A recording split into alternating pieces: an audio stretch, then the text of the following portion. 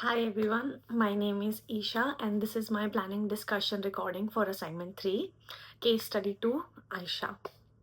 In this recording, I'm going to walk through the decisions I made in written submission. I'll explain why I identified the focus skill I did, what theories I drew on, and why I chose each of the three learning experiences for Aisha. I will also talk about what I think is important about supporting her more broadly, both in environment and with her family. In my case analysis and why I chose those factors, skills. So I like the first decision I had to make was what does Aisha actually needs and what I read through her observations. I had to stop myself from jumping straight to what she can't do because there is actually so much she can do. She tells long creative stories in Arabic with complex sentences. She uses gestures and movements to help people understand her. She draws herself as an explorer or superhero and narrates the drawing out loud. These are real strengths and they are not just nice things to say. They connect directly to what we talked about in lectures as found of knowledge, the skills and knowledge children bring from their home and community. Aisha's values storytelling deeply. Her mom tells her traditional stories, tales before bed. That cultural and linguistic background is something to work around. It's my starting point for planning. The EYLF V 2.0 actually breaks this up. On page 66, it says that literacy includes music, movement, gesture, dance, songs, drama, visual arts. So, by that definition, Aisha is already demonstrating literacy, just not as always in English. Now, the two areas where she does need support are what I called repetitive English and expressive English. I'm sorry, I'll correct myself. It's respective English and expressive English. Respective English means understanding. She struggles to follow longer English instructions and sometimes misunderstands tasks like group tasks. Expressive English means producing language. She uses shorter, simple sentences in English compared to the long, complex one that she uses in Arabic. To understand why this is happening, I used Cumin's idea. The main one was that everyday casual English you use in conversations, the deeper the English language you need for formal tasks and instructions. Asha has some stating to develop her English that isn't there yet, but it's completely normal. Research says that it can take 5 to 7 years for a children to develop scalp in additional language. So Aisha is not behind. She's exactly where you would expect a child in that state of English acquisition to be. I also use Vygotsky's zone for proximal development to frame my thinking, the gap between what Aisha can do independently in Arabic and what she does in her ZPD, the space where the supportive adult can help her stretch. That shaped all three of my learning experiences. So, experience number one is like story, drawing, and oral narration that I wrote. My first experience is story, drawing, and oral narration, and I chose it because it directly builds on what Aisha does naturally. She draws herself as a superhero and narrates the drawing. She is already doing this, and I am just making it an intentional teaching moment. The focus skill is expressive English. The goal is for Aisha to use longer English sentence when she talks about her drawing. So what I would do is I'll sit beside her during drawing time and ask her open questions. simple ones like who is this, what is she doing, what is she going, like where is she going, like that. And when she answers in short phrases like she fly, I don't want to correct her.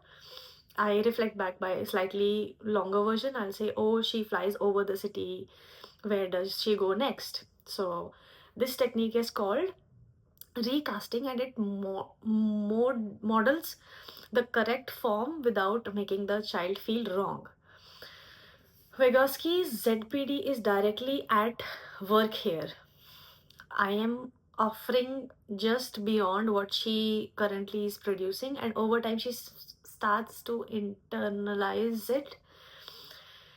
Then I write down her words and read them back to her. So she sees that her spoken words become in print form.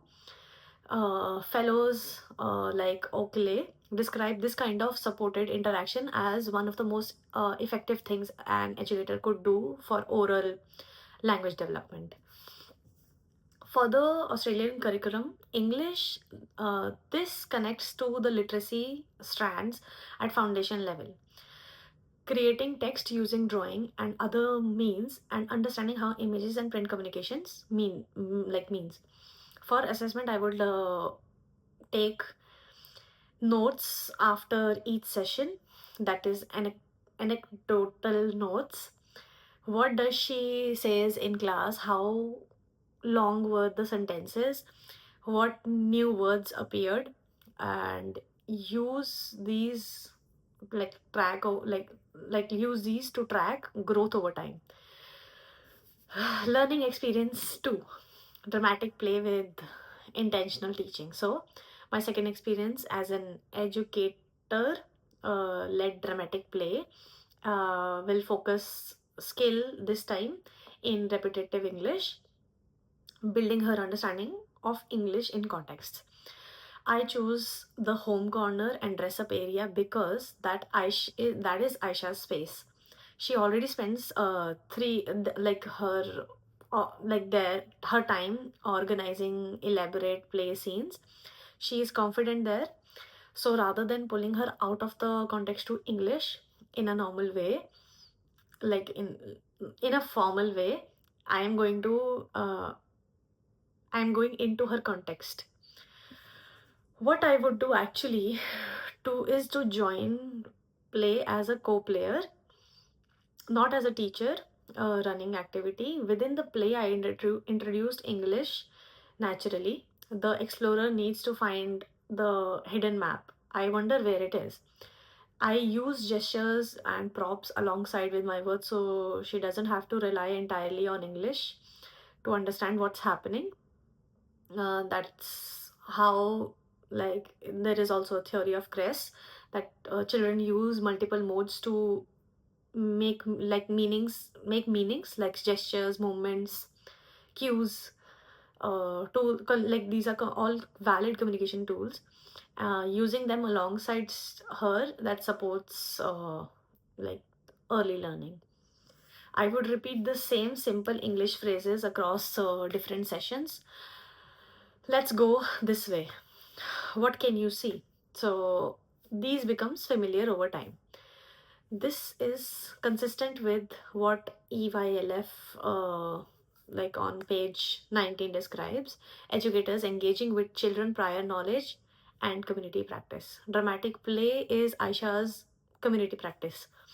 I am meeting her there. I would never ask to stop using Arabic. Her code switching between Arabic and English is bilingual intelligence, which Cumin says is very clear that maintaining at home language supports additional language development. For assessment, I would use simple checklist. Did she respond to embedded English instructions? Did she use any English phrases? Did she seem relaxed or frustrated? Reviewing those weekly tells me whether to increase or decrease complexity of what I introduce. Then learning experience 3.